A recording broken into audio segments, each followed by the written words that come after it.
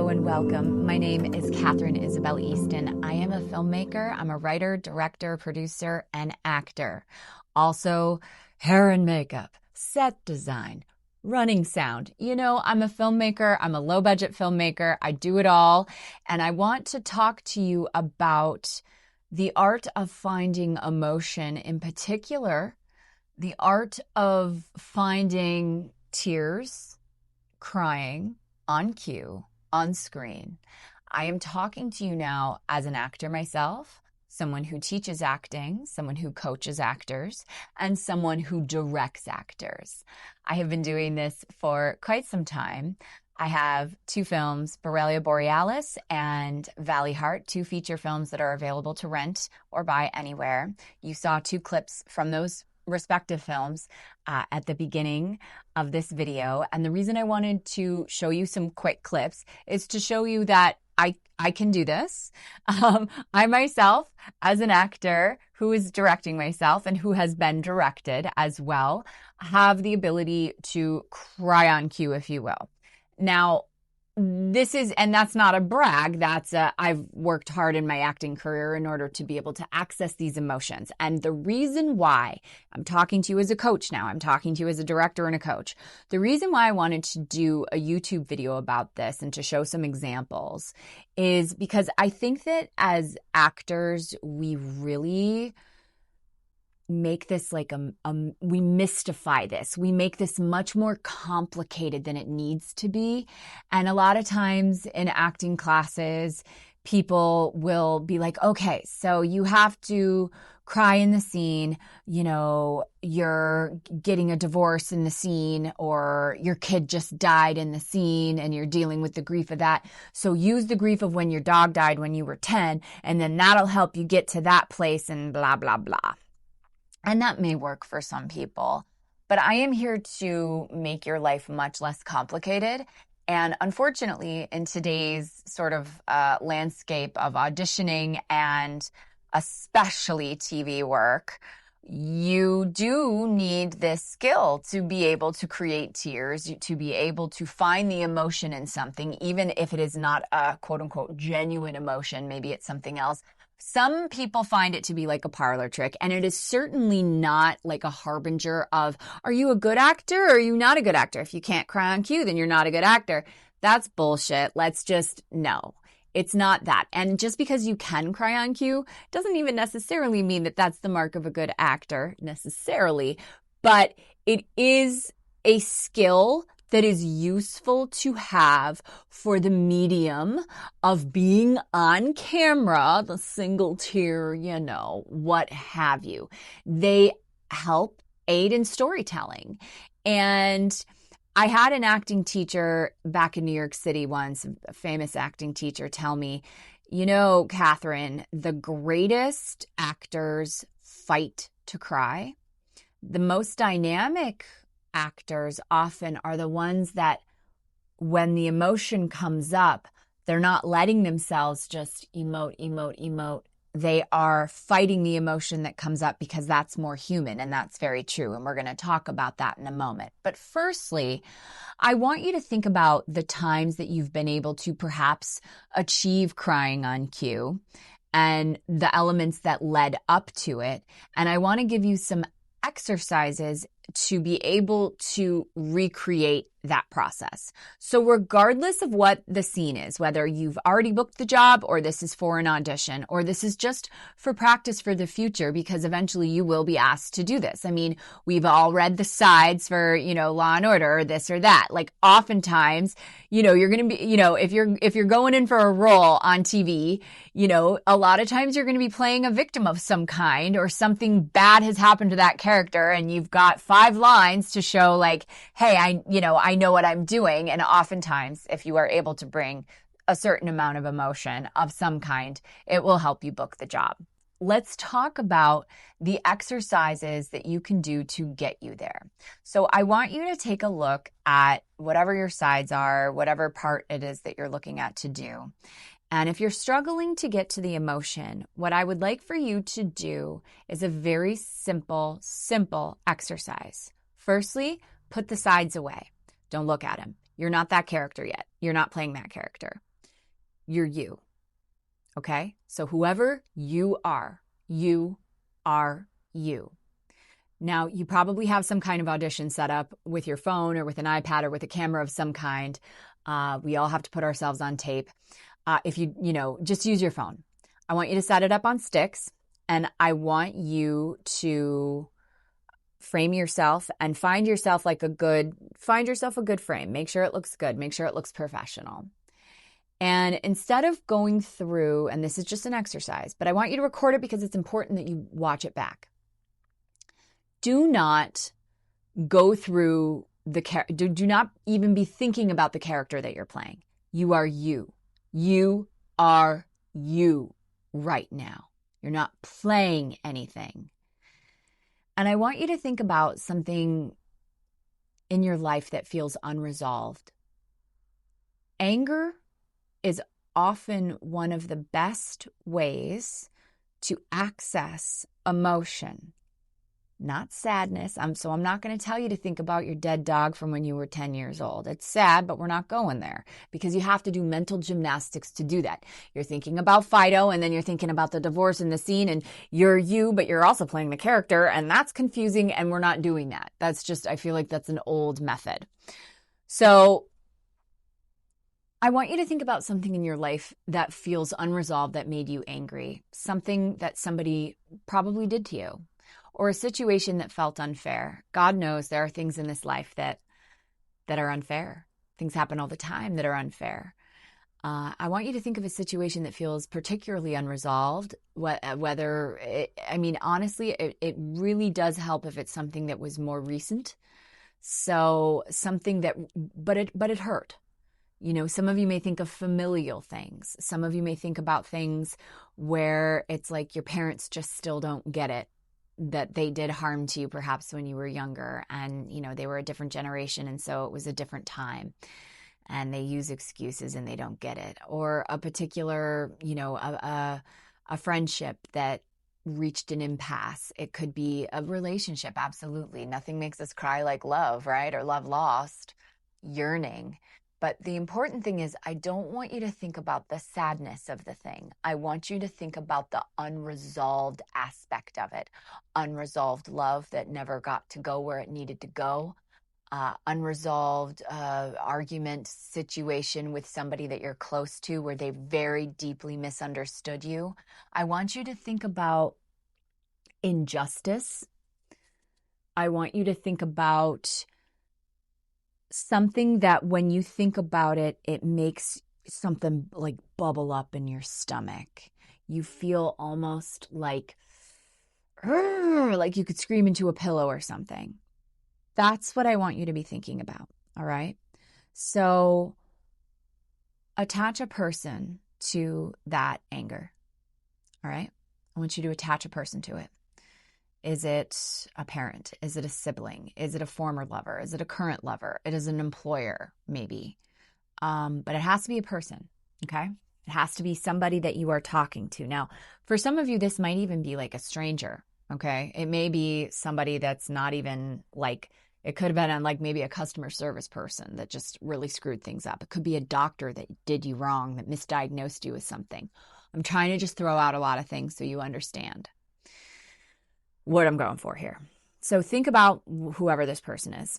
And I want you to turn on the camera just as I have done now. And I want you to start talking to them. You're not the character. You're you. What would you say to them if you could talk to them? Maybe say the things that you're afraid to say. Say the things that you never did say. Maybe say the things that you never could say because they're gone now, because they're dead and they don't exist on this plane of existence anymore. Whatever it may be, I want you to record yourself talking. And I don't care if it takes 5 minutes or an entire hour. I want you to record all of it. And I want you to think as if you are the star of your own movie. Your life is the movie. There's cameras and people are watching and there's an audience. And I think that's something that actors do a lot of the time is they see life almost as and directors do this as well. You see life through a lens. You sort of see life through, there's that archetype playing out. Oh boy, is that Shakespearean. I want you to pretend as if the whole world is a stage and you are acting out something dramatic and people are watching. Assume that casting people are watching, or maybe people at home are just tuning in to whatever it is that's coming up for you right now because it's compelling. It can be even boring a little bit. It doesn't matter, and it doesn't matter how long it goes. I want you to talk until you reach that point of anger that brings you to the point of tears. Okay? And so when it gets to the point where you are talking and the tears are coming up, I want you to remember what that feels like in your body. Because a lot of times, and obviously we all know what it feels like to cry. A lot of us avoid crying because it's not fun. For me, I would avoid crying for years because it felt like throwing up almost. I'm like, ooh, that's a sensation. I don't want to feel bad. I don't want to feel that way. I don't want to feel like I'm out of control. You're in control. Control the narrative. Stream of consciousness, whatever comes out of your mouth, there's nothing wrong. So whatever comes out, think of it almost even as like a therapy session. You're getting it out of your body and it's coming through your mouth. And maybe it's anger at first. That anger generally turns to frustration, which turns to tears. So a lot of times what ends up happening is when we get the sides for something or we get a character, a lot of times, it'll be like, and then their eyes well up or whatever. But what you're looking at on the page doesn't resonate with you. What you're looking at on the page, you're like, okay, well, I don't have enough context here to really make this happen or I don't resonate with this. And that's generally what the problem is. And a lot of times you will work with directors that just want you to be like the show pony and they're like, okay, just go, just do it. Or if you're in a casting where it's like, and then their eyes well up with tears and you don't hit it at that point, then casting is like, well, they can't do it. We're not show ponies. We are human beings. We are living, breathing animals that, we are sensitive, obviously, if we are actors, but it's not something that you can just turn on and turn off. There are a few people that can do that. I did know one actor once that was like, do you need the tear coming out of this eye or this eye? Where's the light? Okay. Oh, here I'm crying, and you're like, all right, well, some people just do have that ability, but let's just assume that most of us don't. Okay. So after you've done that, I want you to go back and I want you to watch it. Now, when you are going back and you're watching yourself have this stream of consciousness monologue to whoever it is that you're talking to, I want you to look at what your body's doing. I want you to look at what your face is doing. I want you to hear the inflection in your voice. I want you to hear the authenticity. This is the key. Hear where you can call bullshit on yourself and hear where you can actually hear the truth in what it is that you're saying. Okay? So after you do that and you get it out of your system and you watch it back, maybe watch it back a few times, it's going to be here. It's going to be right here. Now I want you to get your sides and I want you to go through your sides and you're going to have a muscle memory of what it was like to have just cried, to have gotten there to that point. And now you can make it a little more robotic, a little more automatic. So now you're going through the sides, and when you reach the point where you need to find the emotion, you will have already had the muscle memory of having just done that in a personal way to you. And I am telling you right now that your body does remember. So obviously, in an audition scenario, you can take yourself through this and you can get yourself to the emotion in that way, right? But on set, it's not like you can be on set and be like, hold on, let me go talk to my mother over here, go through the whole crying scenario, and then let me get through to this. So we're going to talk about that in a second. But just in the terms of like an audition, this is a really great way to find it, so to speak, to connect to it. And then you will find that whatever it is that the character is going through, you'll connect to it a lot easier because you will have let the emotion already move through you in some way, shape, or form. And so it's familiar and it's not as scary, and you're not trying to find it necessarily as the character. You've now melded yourself with this character in some way, shape, or form. It brings you closer to the truth of the character, to the emotion of the scene, and it will make your audition more authentic. Now, if you are on set, let's say you already have the part and you can't go through certain, exercises or whatever. When you are in your rehearsal process at home, you can do it in the mirror. You can do it on camera like this. You can practice at home and do it in your own personal way, the way that, whether you're talking to the mailman, you're talking to whoever the person is that got you there, the anger that leads to the frustration, that leads to the emotional release. I encourage you to not go down the grief path. So I think it's very hazardous as actors to go, okay, well, I have to live as this character and this is maybe really dark. And so let me think about the dark times in my life. And I think that this is where we can sort of blur the lines. And I think that that's dangerous. Oftentimes sadness doesn't even really produce tears so much as it produces numbness and apathy. The fastest way to tears will be anger and frustration. So when you're on set and you are trying to do this and you're trying to create tears, the best way for this to unfold for you is to be in the moment as the actor. So if you are in the moment and you're truly listening to the other character and you're trying, and you're genuinely reacting, trust that you will be able to find the tears and the emotion and the upheaval that happens. Trust that, because if you're truly in the moment, it'll work. But there are some times where you're not able to get in the moment or stay in the moment.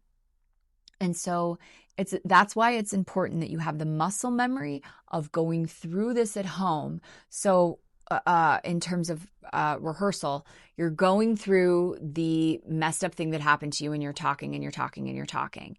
And then you're doing that and you're finding it. And then you're going through and you are literally like automatically just going through the other lines. So then you put the lines on top of the emotion of where it is that wherever it is that you've found this emotion. And then that makes it easier to find on set because the body does remember, right? The body keeps the score. So it's important to just remember that. Now, here's the thing. Sometimes, despite having training, despite being a fantastic actor, you still may not be able to find the emotion that you need to find. You're not finding the tears. I am not against rubbing your eyes if you need to. I am not against keeping your eyes open a little bit longer, perhaps, than they should. Perhaps maybe looking into a light. You're looking into a light and you let the tears form as they will. Look, at the end of the day, you are not here to go through trauma, to get paid, to get a part, to win an award, no, that is not what we're here to do. We're not here to suffer. We are here to entertain. This is entertainment. Just like I put lipstick on and I put on I felt sort of witchy today, right? So here, I'm in my sort of witch garb, right? It's the same thing in terms of emotion. I don't care what anybody says. We are here to entertain. Sometimes it just ain't gonna come, baby. It's just not gonna come. So in which case, don't hurt your eyes, but bring some eye drops to set. You can cheat. Look at me. You have my permission to cheat if you need to do that. And some of the best actors have done that. Especially if you're on take 50 of something, and you've already given it a million times, and now we're on your close-up, and you're like, well, great, I'm dry. Like, what am I gonna... Nobody's judging you, baby, okay? This is the land of make-believe. This is the land of pretend that we're in. So please do not feel like you need to suffer in order to entertain. That is absolute BS. So I would love to know how you find emotion in a scene, how you find a way to cry on cue.